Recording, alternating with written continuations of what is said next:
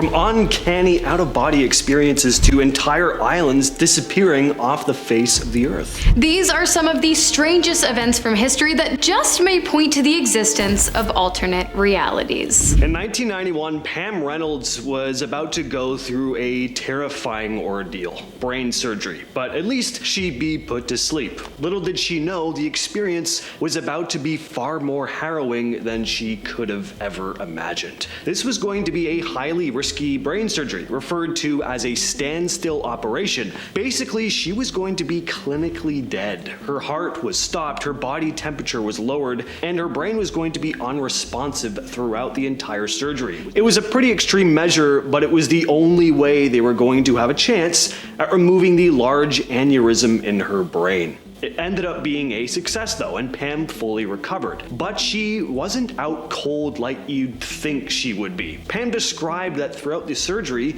she felt as if she was floating above her body, looking down at the operating room. She could see the doctors and nurses working on her. She saw her unresponsive, basically dead body. She even went into detail about the surgical instruments being used, including a unique saw used to open her skull. She also recounted conversations between the medical staff about her veins being too small and other stuff they talked about. It was pretty insane seeing as her eyes had been taped shut, her ears had been plugged with speakers emitting loud clicks to monitor her brain, and the fact that she was clinically dead throughout the operation. When Pam later recounted her experience, the doctors were completely stunned. The accuracy of her descriptions, especially the surgical tools and the conversations that she just had no way of hearing, it just left the doctors completely baffled. It's still cited as one of the most convincing cases of out-of-body experiences. Mohenjo-Daro, an archaeological site in Pakistan, might just be evidence of an ancient nuclear war taking place that somehow this reality has completely overlooked. Unusual findings in the area include incredibly high levels of radioactivity in certain layers of soil that have been vitrified, which basically means that they have turned into a glass-like substance due to extreme temperatures, far hotter than any temperature reached by a simple primitive fire. These findings, paired with ancient texts describing advanced weapons with devastating abilities that could produce immense amounts of light and heat, have led many people to believe that an ancient nuclear battle did in fact take place in the area. But there is not enough evidence to definitively support that thought process, so many people believe that the battle actually took place in an alternate reality, after which the battlegrounds somehow ended up in our own. I mean, it would answer the questions of why the areas surrounding Mohenjo-Daro don't share the same anomalous features, but for now, it's anyone's guess, really. Old Street in Liverpool is known for its trendy shops and cafes, but it's also become famous for something much stranger.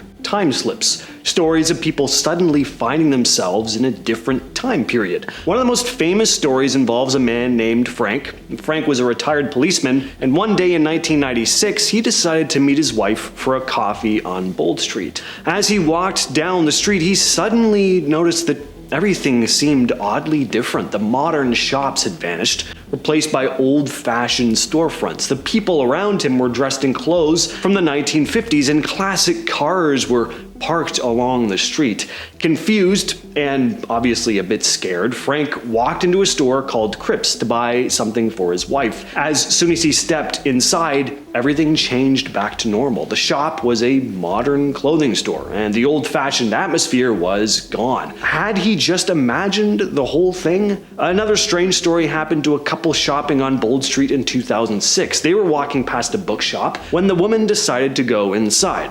As she entered, she felt an intense chill and then found herself in an old-fashioned bookstore. The shelves were lined with books that looked like they were straight out of the early 20th century. She quickly left the shop and, to her shock, found herself back in the present, with her husband wondering why she looked so shaken up. You'll find a whole bunch of stories like this online, and even people writing posts detailing their first-hand experiences. The Bold Street time slips have become an urban legend in Liverpool. So what's going on here? Are the stories completely bogus, or maybe, just maybe, could there really be pockets of this street acting as portals to other periods in time. While you might not consider 2006 historic, I guarantee this earth-shattering event will go down in history. Okay, maybe it's not earth-shattering, but it's definitely mind-boggling, and in my opinion, clear evidence of the possibility of an alternate reality. In 2006, a man named Amato suffered a severe concussion after hitting his head on the bottom of a shallow swimming pool. The concussion caused Amato to suffer 35% hair loss as well as a fair amount of memory loss. It also caused him to become an incredibly talented composer, despite the fact that he'd never written music and had never practiced an instrument a day in his life, making this the only known case of someone gaining genius-level talent after suffering from severe head trauma. Amato said that after the incident, every time he closed his eyes, he would see black and white structures moving from left to right that represented his mind in a fluid, continuous stream of musical notation. It really makes no sense how this could have happened, until, of course, you take into account the possibility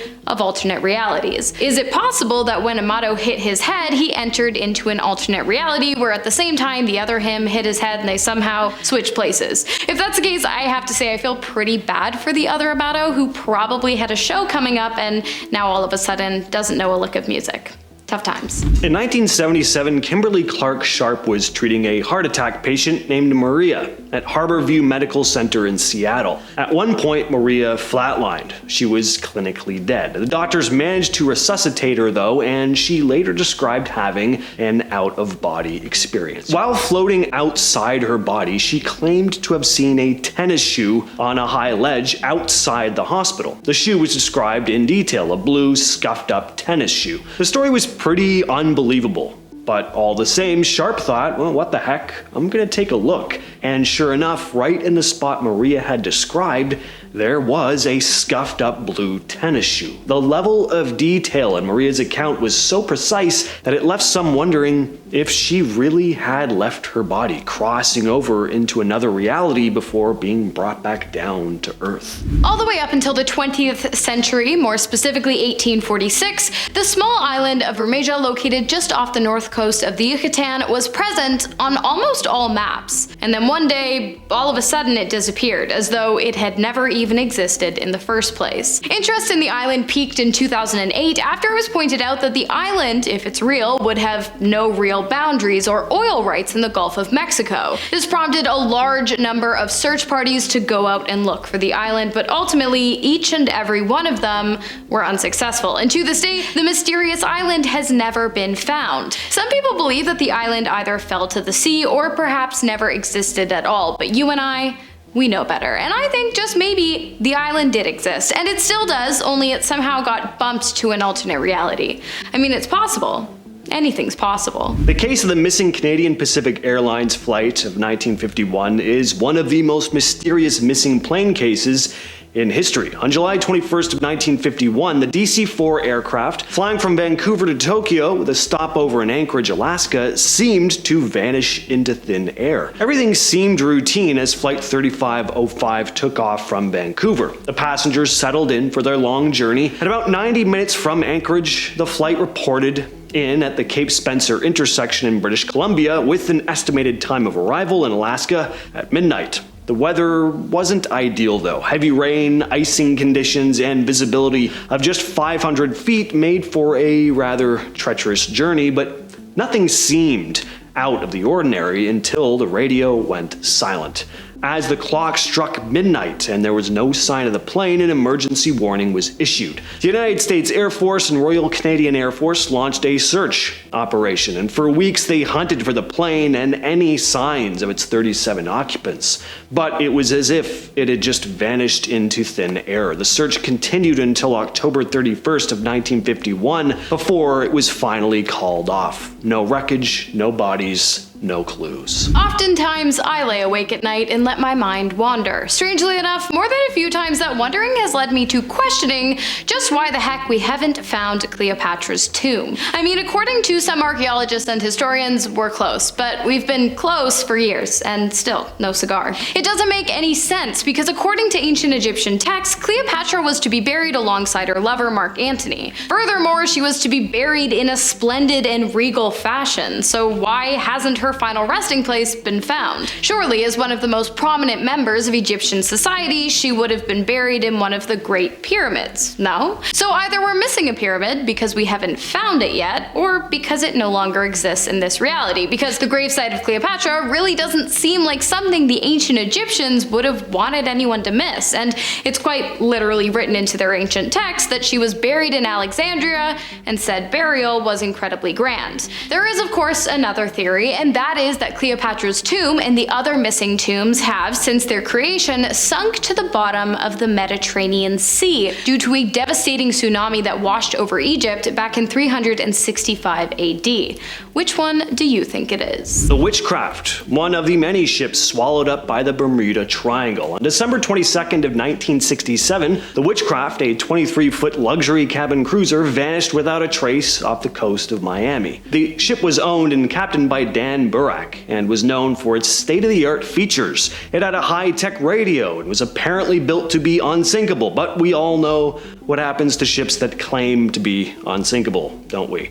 On the evening of its disappearance, Burak and his friend Father Patrick Horgan set out for what was going to be a short cruise along the Miami coastline. Around 9 p.m., Burak radioed the United States Coast Guard to report that the Witchcraft had hit something and was starting to take on water. The Coast Guard immediately dispatched a search and rescue operation, and they arrived really soon. It was just 15 minutes after having received the distress call. But the boat was gone. Not even a small sign of wreckage. The search for the missing vessel continued for several days, but it was never found. In May of 1957, two sisters, Joanna and Jacqueline, died after being hit by a reckless driver. It was later discovered that the driver, who had been under the influence, had actually killed them purposefully after having her own daughters taken away from her by force. But that's not really the point of the story. The point is that Joanna and Jacqueline's parents were heartbroken, and they wanted to do whatever they could to bring their daughters back. And somehow, on October 4th of 1958, it seems as though they did.